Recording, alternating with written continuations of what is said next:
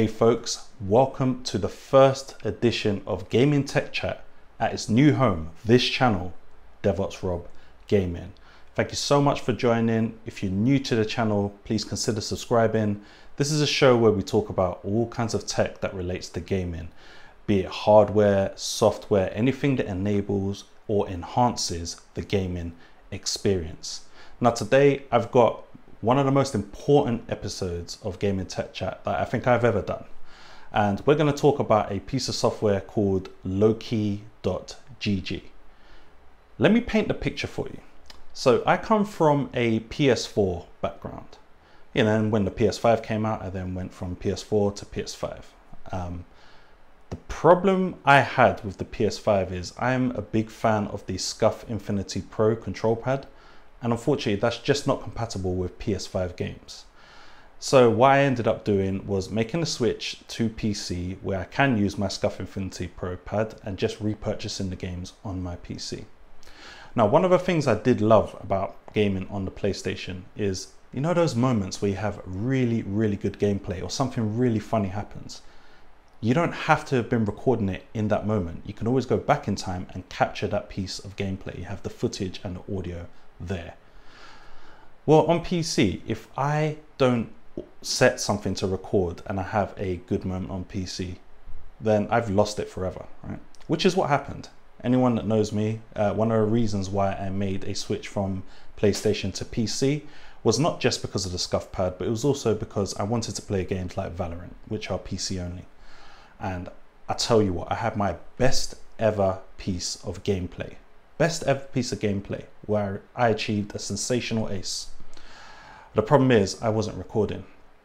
The funny thing about that performance is that was actually the same game where I achieved my personal best with 35 kills. I've actually got a video of that on this channel. I'll link it in the description below. But the video only starts from, I think, round 6, which is after my ace. So all I can do is tell people about it. So I found that really frustrating. So what I ended up doing was going on a hunt to see, is there a solution out there which means that I don't have to remember to press record for my gameplay? And on my research, I came across Loki.gg. And to me, it's been absolutely life-changing. So Loki.gg is a free piece of software which you can get on PC. And the nice thing about this is it automatically records your gameplay. Now, you have some settings you need to configure for it to do that. You need to choose the games that it will automatically configure. It has a list of, I think, 1,800 games or something like that. So you just select the games from that. I pretty much selected all of them, even though I don't play anywhere near even a third of them. But that's the nice thing, you can do that. So anytime I start Valorant, for example, it will start recording. If I do something really good, I can go back after the fact, just like I could in PlayStation, and create a clip from my gaming footage. The other thing that's nice about Loki is it has 2 recording modes. So the first is just like I described, it records your entire gaming session. So the moment I start Valorant, it starts recording, and then if I'm playing Valorant for an hour, then I have an hour's worth of footage. That's the first mode. The second mode it has is a clip mode. So the moment I start Valorant, it's kind of recording into local memory.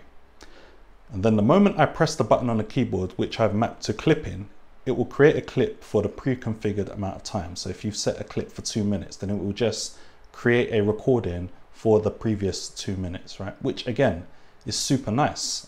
Personally, I have my thing set up to record entire gaming sessions just because I'm kind of content driven when I'm playing games.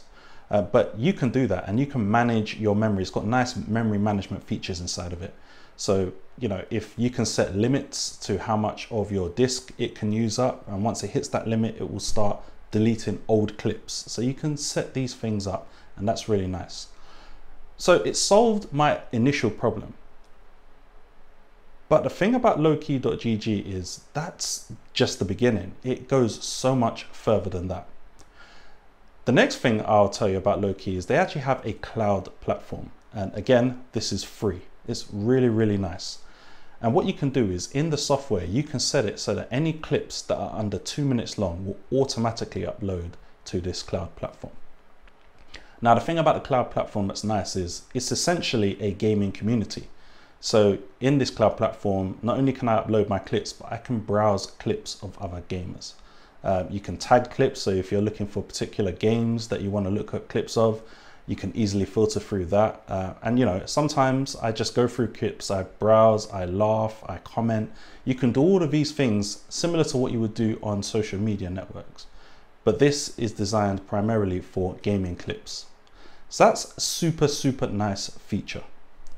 But then where they take it even a step further than that, and this is where its realms expand past PC gamers. And I should also mention that Mac gamers are also able to use Loki as well. It does have a Mac software as well, though I don't know anyone that games on a Mac. But if you're an iOS device owner, so if you have an iPhone, or in my case, I have an iPod Touch, it has a mobile app, right? Now, I've been speaking with the developers on their Discord channel, and they are in the process of developing an Android app as well. But for the moment, it's an iOS app. And this app takes the platform to a whole new level. You can do the same kind of things that you can do on the desktop app on the phone. So you can browse clips of other gamers, you can look at your own clips, and you can edit details and so on and so forth. But what it allows you to do is to create clips yourself from there. So you can upload videos that you have on your phone, and you can overlay it with Facecam and your microphone, and you can do reaction videos to things that you have on your phone, which is nice, but it goes even further than that. And I don't know, all of this for free, it's absolutely amazing. You can actually point the app to a URL of a Twitch clip. So all you need is the link for the Twitch clip, and it will pull that clip in. You can watch it, you can react to it, you can record it, and you can create content based on just the URL clip. So you don't even need the actual video on your phone. It's a super, super nice feature. I really, really believe in the future of Loki.gg. This video is not sponsored in any way. No one's put me up to this or anything. I was looking for a solution to my problem, and I have found it, and it gets better and better and better. Now, I've been using Loki for a matter of months now, and when I started using it, it was already awesome. But some of the things that I've mentioned are new features and new advances that they've made. Now, one of my favorite features that it has on there is this ability to mark during recordings. So as you're gaming, if you're recording entire gaming sessions like I do, you do something in, say, 3 hours worth of footage. The last thing you want to do after the fact is hunt through 3 hours of footage to find that exact moment to create the clip. That's quite long. So what you can do actually is you can map a button, which is just like the clipping button, and it puts a marker in that place, so that when you go back after the fact to create clips, you know exactly where to go, and then you can create your clips from that. But where it gets even nicer than that is for Valorant and League of Legends players. They've actually got some functionality that interacts with the Riot Games API. So now I don't even need to put markers in when I'm playing Valorant.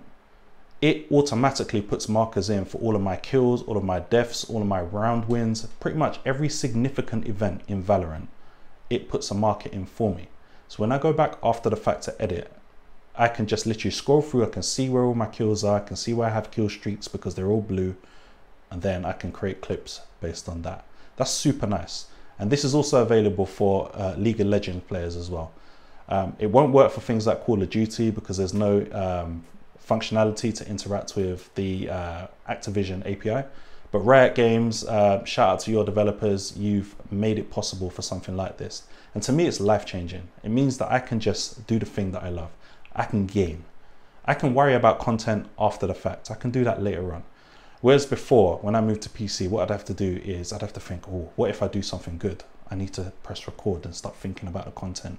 I don't have to do that. It has full functionality to overlay your session recordings with a face camera. You can also set up a microphone if you want to capture audio. It will automatically capture game audio, though you can switch this off. I couldn't imagine why you'd want to do that. But it's fully featured, and they are advancing this piece of software more and more and more. So highly recommend it, especially if you're a PC gamer. If you're not a PC gamer, I do still recommend the mobile app and creating an account on the cloud platform, because it's a nice way for you to create content based on clips that are on Twitch And you can easily, when you create these things, download it onto your phone straight from the app. And then that's a nice workflow to upload it to another platform like Instagram. So you can do it all from your phone. It's just not going to capture your live gaming sessions from the phone. But I highly recommend it for all of those reasons there. And that wraps up this episode of Gaming Tech Chat. I hope you found it useful.